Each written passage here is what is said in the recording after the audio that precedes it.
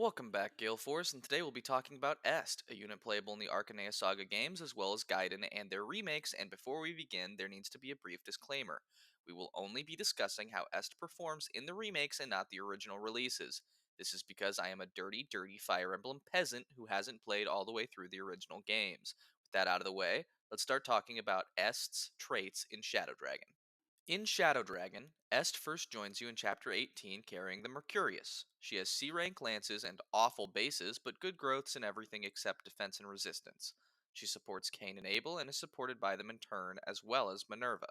Est is, in a word, awful in Shadow Dragon. Her utility as a flyer might have been useful in any game before, but is largely irrelevant due to the reclass system available in this one. She can still be useful with the Forged Rider's Bane or Dragon Pike thanks to her C rank lances, but your other lance users will tend to do everything she can far better. As expected, though, she does have the niche use of being able to initiate a triangle attack when used in tandem with her sisters Paula and Katria. In New Mystery of the Emblem, Est is unable to join your army for a long stretch of time due to being captured by the Arcanean army. She eventually rejoins you in Chapter 15, just in time to recruit her boyfriend Abel back into your army if you'd rather have her do so than Marth. Here, she is once again rocking terrible bases, but her growths are all sky high except for, once again, her defense and resistance, which are 30% and 10% respectively.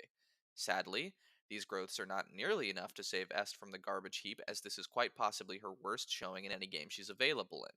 Her growths may be high, but growths in this game are generally pretty solid to begin with across the board. Her forged weapon use, being an effective strategy in Shadow Dragon, has been reduced to being an occasional use at best in New Mystery, and with reclassing being more open than ever here, her niche as a flyer has all but vanished. She can't fight anything without any support. Anything she can fight, she risks dying to in turn, and all of that work will get you only a slightly above average unit.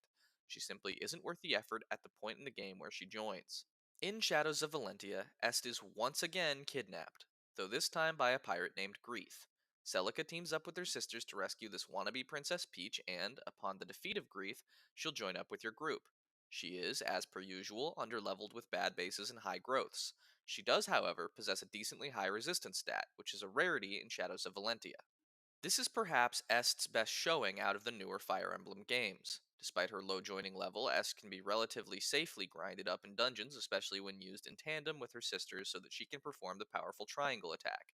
She can be very helpful on the swamp maps as one of the only units in your army with the mobility to navigate them safely, and upon promotion will become another effective damage dealer against the many monsters that litter the late game. Despite the time it takes to train her up, doing so is often worthwhile for what she provides. In conclusion, Est is frankly awful in the Arcanea Saga remakes, but is surprisingly viable in Shadows of Valentia. Thank you so much for watching. Please don't forget to like and subscribe, and click the bell if you'd like to get notified when I post a new video. A special thank you to patrons 60 Sweep, Gorilla Danny, and Bosnian Dave for subscribing at the Paladin tier, and to YouTube member Jerry, who also joined at the Paladin tier. I'd really appreciate if you checked out the links in the description if you can, but otherwise, have a great rest of your day.